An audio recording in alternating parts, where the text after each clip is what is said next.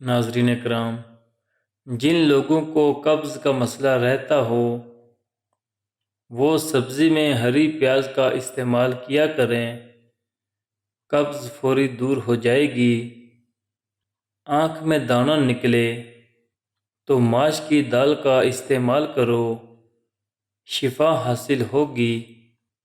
زیادہ مسلسل اجوائن کے استعمال سے جگر کی بیماریاں پیدا ہوتی ہیں، اور زیادہ اجوائن کھانا جگر میں جلن اور سوزش کرتا ہے۔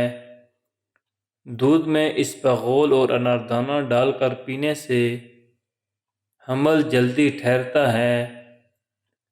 سونے سے قبل حریر کا مربع کھانے سے جوڑوں کا درد دور ہوتا ہے۔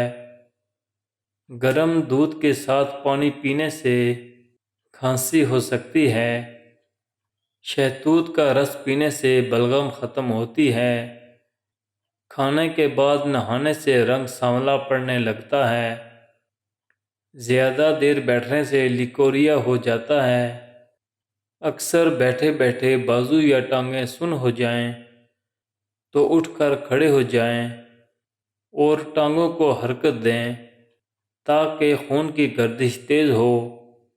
آئلی جلد زیادہ رہتی ہو تو کیلے کا استعمال کرو۔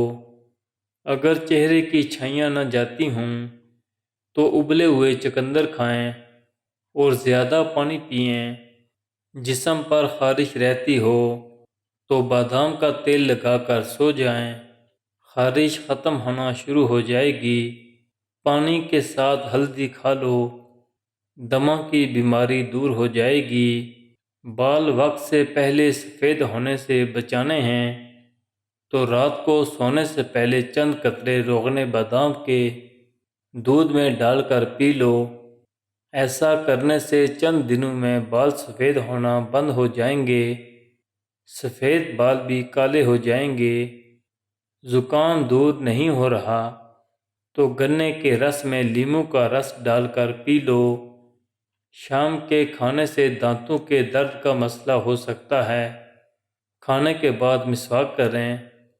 تیز نمک کھانے والوں کو خارش کا مسئلہ ہو سکتا ہے، ایک کھجور کھانے سے پہلے کھا لیا کرو، کھانا جلدی ہضم ہو جاتا ہے۔ مزید معلوماتی ویڈیوز کے لیے ہمارے چینل کو سبسکرائب کریں۔